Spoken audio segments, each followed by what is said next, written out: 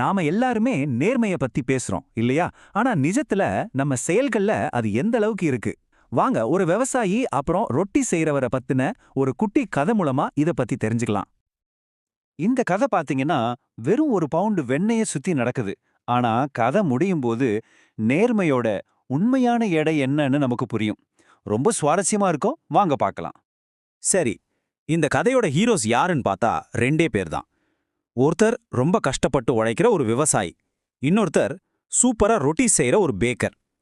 இவங்க ரெண்டு பேருக்கும் நடுவுல வாரம் தவறாம ஒரு சின்ன பிசினஸ் டீல் நடந்துட்டு இருந்துச்சு. அந்த டீல் ரொம்ப சிம்பிள். விவசாயி ஒரு பவுண்டு வெண்ணெய பேக்கர் கிட்ட கொடுப்பாரு. அதுக்கு பதிலா பேக்கர் அவர்கிட்ட இருந்து ஒரு பவுண்டு ரொட்டியை வாங்கிக்கும். பார்க்கறதுக்கு எல்லாம் ரொம்ப நேர்மையா சரியா போற மாதிரி தான் இருந்துச்சு. ஆனா அது கொஞ்ச நாளைக்கு தான்.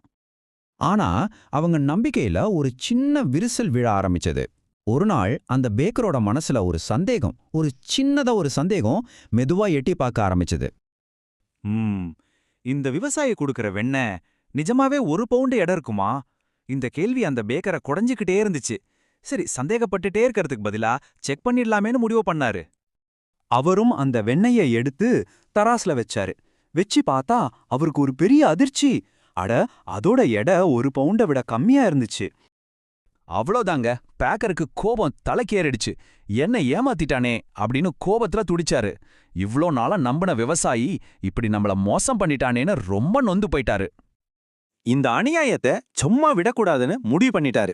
அந்த விவசாயிக்கு ஒரு நல்ல பாடம் கத்துக் கொடுக்கணும்னு நேரா கோர்ட்டுக்கு போனாரு.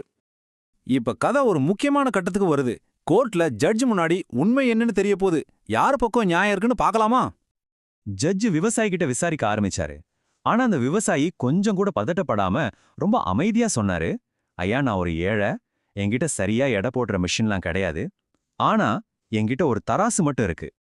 இப்பதான் கதையிலே ஒரு பெரிய ட்விஸ்ட் வரப்போகுது. ஜட்ஜ் ஒரு முக்கியமான கேள்வியை கேட்டாரு. சரி, அந்த தராசு மட்டும் வச்சு எப்படி நீங்க வெண்ணெயை எடை போடுறீங்க? விவசாயி சொன்ன பதில் அந்த கோர்ட்டையே ஒரு நிமிஷம் அமைதியாக்கிருச்சு. அவர் சொன்னாரு, ஐயா, ரொம்ப சிம்பிள். அந்த பேக்கர் என்கிட்ட ஒரு பவுண்ட் ரொட்டி கொடுப்பாரு இல்லையா? நான் அந்த ரொட்டிய தராசோட ஒரு தட்டுல வைப்பேன். இன்னொரு தட்டுல அதுக்கு சமமான எடை வர்ற வரைக்கும் வெண்ணெய வச்சு அதை அப்படியே அவர்கிட்ட திருப்பி கொடுத்துடுவேன். இப்ப எல்லாருக்கும் உண்மை என்னன்னு பழிச்சுன்னு புரிஞ்சிருச்சு. ஒருவேளை பேக்கருக்கு ஒரு பவுண்டு வெண்ணெய் கிடைக்கலன்னா அதுக்கு காரணம் அவர் கொடுத்த ஒரு பவுண்ட் ரொட்டியே சரியா ஒரு பவுண்ட் இல்லைன்னு தான் அர்த்தம். குற்றம் சாட்டுனவர் மேலேயே குற்றம் திரும்பிடுச்சு. பாத்தீங்களா? இந்த கதை வெறும் விவசாயி பேக்கர் பத்தினது மட்டும் இல்ல. இது நம்ம எல்லாருக்குமான ஒரு பாடம். வாழ்க்கையோட ஒரு ரொம்ப சிம்பிளான ஆனா பவர்ஃபுல்லான விதியில இது நமக்கு ஞாபகப்படுத்துது. வாழ்க்கையோட விதி ரொம்பவே எளிமையானது தாங்க. நாம எதை கொடுக்குறோமோ அதுதான் நமக்கு திரும்ப கிடைக்கும். நீங்க நேர்மையை கொடுத்தீங்கன்னா உங்களுக்கு நேர்மை திரும்ப கிடைக்கும். ஒருவேளை நீங்க ஏமாற்றத்தை கொடுத்தா கண்டிப்பா ஏமாற்றத்தை தான் அறுவடை செய்வீங்க.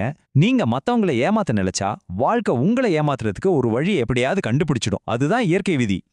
நீங்க வேணும்னா இந்த உலகத்துல இருக்கிற எல்லாரையும் ஏமாத்திடலாம். ஆனா ஒரே ஒருத்தரை மட்டும் உங்களால என்னைக்கும் ஏமாத்தவே முடியாது. அது வேற யாரும் இல்ல, நீங்க தான். உங்க மனசாட்சிக்கு எப்பவுமே உண்மை என்னன்னு தெரியும். அதனால கடைசியா நான் உங்ககிட்ட கேட்க விரும்புற கேள்வி இதுதான். உங்க வாழ்க்கைய ஒரு தராசா நினைச்சுக்கோங்க. அந்த தராசுல நீங்க எதை வைக்கிறீங்க? நேர்மையா இல்ல ஏமாற்றத்தையா?